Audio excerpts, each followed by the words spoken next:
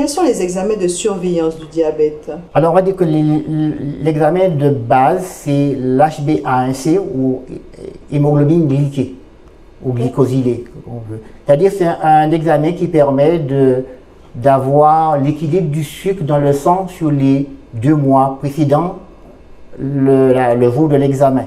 Voilà. Donc, chez un patient non diabétique, généralement, l'hémoglobine glyquée, l'HbA1c, est entre 4 et 6. Voilà. Tant qu'on est entre 6 et 7, c'est bien. Au-delà de 7, de 8, de 9, de 10, 11, 12, on voit même 14, même plus. Voilà. Ça veut dire que ce sont des diabètes qui sont très déséquilibrés. Voilà. Donc ensuite, il y a l'examen qu'il faut sur la surveillance des reins, la créatininémie. Il y a un examen qu'il faut faire chez l'ophtalmo, une fois par an, c'est le fond d'œil, pour voir les complications du diabète. Voilà.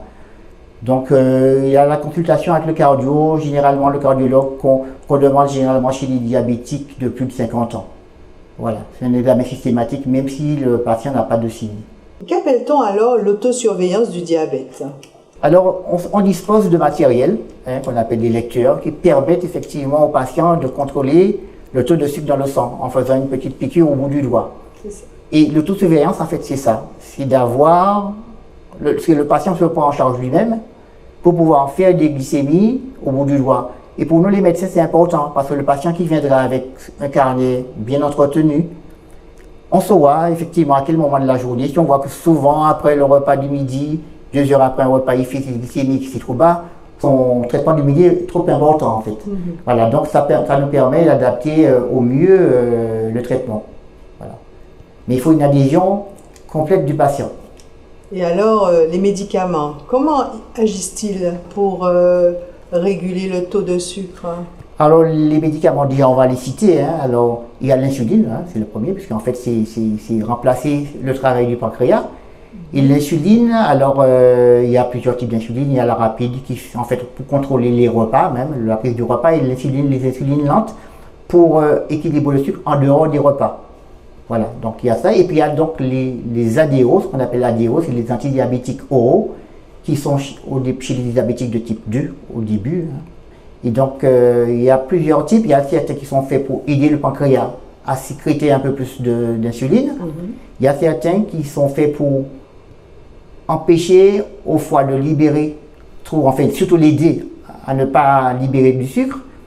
Il y a aussi ceux qui font absorber le sucre par les cellules, c'est-à-dire enlever le sang de la circulation dans les vaisseaux. Il y a encore certains qui agissent au niveau de l'intestin, parce que le sucre souvent c'est absorbé au niveau de l'intestin et le but de ces médicaments-là c'est de limiter l'absorption au niveau de l'intestin.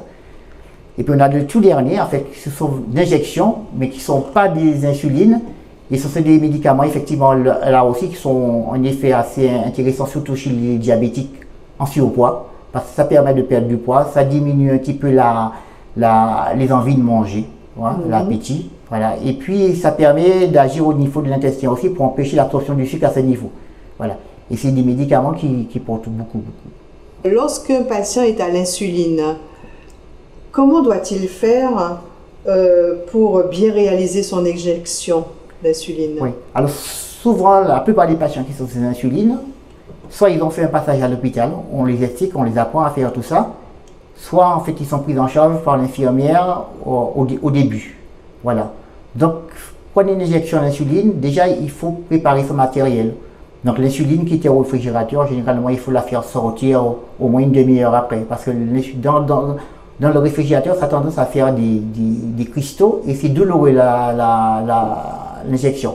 Donc on prépare le matériel sur un plan propre. Ensuite, il faut préparer la peau, l'endroit où on va faire l'injection.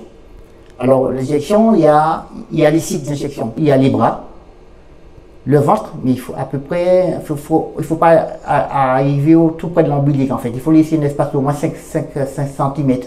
Une ligne à 5 cm de l'ombilic. Il y a les hauts des fesses, les cuisses.